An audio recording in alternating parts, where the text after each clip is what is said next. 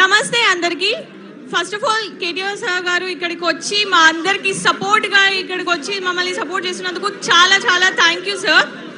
So నేను చెప్పేది ఏంటంటే right to education is our fundamental right and constitution ప్రకారం right to education is a fundamental right అని మనకి ఏం చెప్తుందంటే ప్రతి ఒక్కరికి ఫ్రీ అండ్ కంపల్సరీ ఎడ్యుకేషన్. కానీ it should be amended into free compulsory and fair education. Because ఇదొక్కటి NEET paper leaks problem కాదు. ఎడ్యుకేషన్ సిస్టమ్ గ్రౌండ్ లెవెల్ నుండి ఫెయిల్ అవుతూ వస్తుంది. గ్రౌండ్ లెవెల్ నుండి స్కూల్స్ చూడండి, గవర్నమెంట్ స్కూల్స్కి వెళ్ళి ఒకసారి అక్కడ ఉన్న పరిస్థితులు చూడండి. గవర్నమెంట్ కాలేజెస్ చూడండి, ఇంటర్మీడియట్ కాలేజెస్ కానీ డిగ్రీ కాలేజెస్ కానీ లెక్చరర్స్ సరిగ్గా ఉండరు, పాఠాలు సరిగ్గా చెప్పరు. ఆ 10th క్లాస్ స్టూడెంట్స్కి ఎట్లా ప్రిపేర్ అవుతున్నారు మీరు 10th బోర్డ్ ఎగ్జామ్స్ కానీ అడిగితే గవర్నమెంట్ స్కూల్ స్టూడెంట్స్ని నేను నా సొంతంగా అడిగినప్పుడు వాళ్ళ నుండి వచ్చేది ఒకటే జవాబు, ఏముంది మాకు చిట్ ఇప్పిస్తారు, పాస్ చేస్తారు, మేము పాస్ అయిపోతాం అంతే, అంతకు మించి ఆన్సర్ లేదు. ఒక స్టూడెంట్ చిట్ ఇప్పిస్తారని నమ్మకం పెట్టుకొని పాస్ అయిపోతాం అనేసి అంటుంటే ఎడ్యుకేషన్ సిస్టమ్ ఏం చేస్తుంది, అసలు స్కూల్లో ఉన్న టీచర్స్ ఏం చేస్తున్నారు, ఆ ఎడ్యుకేషన్ సిస్టమ్ ఏం చేస్తున్నది? పిల్లలు పాస్ అవ్వడానికి కూడా సరిపోయే అంత నాలెడ్జ్ ఇవ్వలేనప్పుడు ఆ ఎడ్యుకేషన్ సిస్టమ్ ఫెయిల్ అయినట్టే. అండ్ మేము ప్రొటెస్ట్లు చేస్తున్నందుకు, సోషల్ మీడియాలో సపోర్ట్ చేస్తున్నందుకు యాంటీ నేషనల్స్ అనేసి అంటున్నారు. యాంటీ నేషనల్స్ అంటే ఎవరు? దేశ ద్రోహులు. మా రైట్ కోసం, మా ఫండమెంటల్ రైట్ కోసం మేము పోరాడుతున్నాము. అది కూడా మేము ఓటేసి మేము నమ్ముకున్న నాయకులని అకౌంటబుల్గా ఉండండి, మీరు చేసే పనులకి రెస్పాన్సిబుల్గా ఉండండి. మీరు చేసే పనులకని క్వశ్చన్ చేస్తే అది యాంటీ నేషనలిజం ఎట్లా అవుతుంది? అది ప్యూర్ డెమోక్రసీ అవుతుంది. డెమోక్రసీకి యాంటీ నేషనలిజంకి తేడా తెలుసుకొని యాంటీ నేషనలిస్ట్ అనండి ఫస్ట్ మీరు.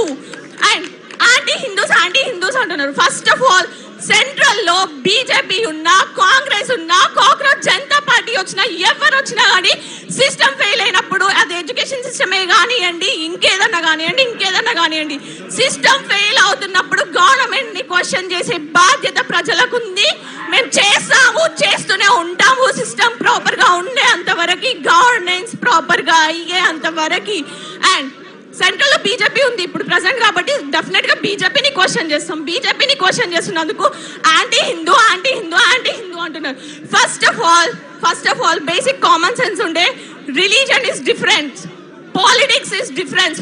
Religion is personal beliefs, politics is a societal governance. దానికి తేడా తెలుసుకొని మాట్లాడండి.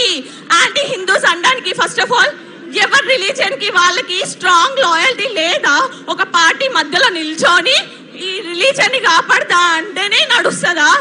అంత ఇన్ఫ్లుయెన్షియల్ మైండ్సా మీరందరూ? మీ రిలీజన్ కోసం మీరు నిలబడలేరా? నాకు అర్థం కాదు. గవర్నమెంట్ ని క్వశ్చన్ చేయాల్సింది స్టేట్ సరిగ్గా నడవనప్పుడు, సిస్టమ్ ఫెయిల్ అవుతున్నప్పుడు. రిలీజన్స్ కోసం కాదు. Politics is different and religion is different. అవి రెండింటిని వేరుగా చూసి మన నాయకుల్ని ఎన్నుకున్న రోజు మన బతుకులు బాగుపడతాయి. అది తెలుసుకోండి. ఫస్ట్ క్యాస్ట్ ని బట్టి, రిలీజన్ ని బట్టి వీళ్ళు నా కులముడు, వీడు నా రిలీజనోడు, నేను ఈయనకు ఓటేస్తే మా కులం బాగుపడుతుంది, మా రిలీజన్ బాగుపడుతుంది అనుకున్న రోజులు అట్లాంటి ఓట్లు వేసే వాళ్ళ బతుకులు మారవు, మా బతుకులు మారనివ్వరు. ఇది మార్చుకోండి first. And one more thing, ఇది కేవలం నీట్ పేపర్ లీక్స్ విషయం కాదు. మళ్ళీ చెప్తున్నాం, ఎంటైర్ ఎడ్యుకేషన్ సిస్టమ్ సెట్ అయ్యేంత వరకు మా Gen Z and each and every other students, each and every one, we will protest, we will keep on doing the protest because education is our fundamental right. We will fight for our fundamental rights no matter whatever happens.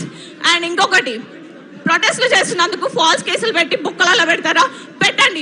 ఒక్కరిని పెడతారు, ఇద్దరిని పెడతారు, మా తర్వాత support ఇంకొకరు వస్తారు, ఆ తర్వాత సపోర్ట్ ఇంకొకరు వస్తారు. అందరినీ తీసుకుపోయి మీరు బొక్కలు పెట్టిన తర్వాత మా రక్తమే ఇట్లుంటే మమ్మల్ని అన్న మా తల్లిదండ్రుల రక్తం ఎట్లుంటది? పిల్లల్ని తీసుకుపోయి ఫాల్స్ కేసులు పెట్టి మీరు బొక్కలలో పెట్టుంచితే మా తల్లిదండ్రులు ఊరుకుంటారా? తల్లిదండ్రులు కూడా దిగుతారు ప్రొటెస్ట్లకి. దేశం ప్రొటెస్ట్లో దిగిన తర్వాత ప్రాపర్ గవర్నెన్స్ కోసం ఒక్కడివి సెంట్రల్లో కూర్చొని ఏం చేస్తావు? You have to be accountable for that. సెంట్రల్లో నిల్చోవడం కాదు, ప్రజల ఓట్లని దోచుకొని సెంట్రల్లో నిల్చోవడం కాదు, ఆ ప్రజలకి మళ్ళీ నమ్మకం కలిగి మళ్ళీ ఓటేయించుకునేలాగా పని చేసి చూపించండి. రెస్పాన్సిబుల్ గా పని చేయండి. మీరు చేసే పనులకి అకౌంటబుల్ గా ఉండండి. కంప్లీట్ జెన్సీకి ఈ పాలిటిక్స్ పైన పొలిటికల్ లీడర్స్ పైన నమ్మకం పోయేలాగా చేసుకోకండి. Because we look up to you. మేము మిమ్మల్ని నమ్ముకొని మేము ఓటేసినాము. మేము మీ స్టేజ్ వరకు రాలేకనే కదా మా వాయిస్ మీరు మాట్లాడతారనేసి, మా కళలు మీరు తీరుస్తారనేసి మా ఓట్ల రూపంలో మిమ్మల్ని నిలబెట్టుకుంటుండే మీరు you keep on failing us every time we vote, you keep on failing us. Thank you very much. Inqilab zindabad, Inqilab zindabad, jai jai jai jai jai bhim, jai jai jai jai jai bhim, Inqilab zindabad, jai Telangana. Thank you Aishwarya. ఇప్పుడు